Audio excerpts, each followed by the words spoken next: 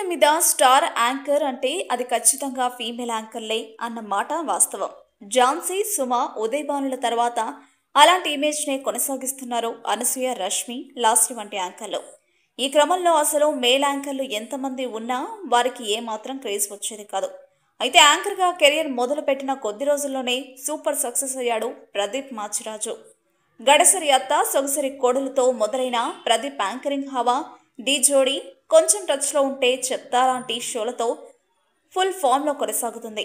యాంకర్గా జోరు మీదున్న ప్రదీప్పై కొద్ది రోజుల క్రితం చెక్ బౌన్స్ కేసుపై అరెస్టు చేశారని, మళ్లీ వెంటనే బెయిల్పై రిలీజ్ అయ్యాడని వార్తలొచ్చాయి. సోషల్ మీడియాలో హడావిడి చేసిన ఈ వార్తలపై అసలు విషయం తెలిసి అందరూ షాక్ అవుతున్నారు.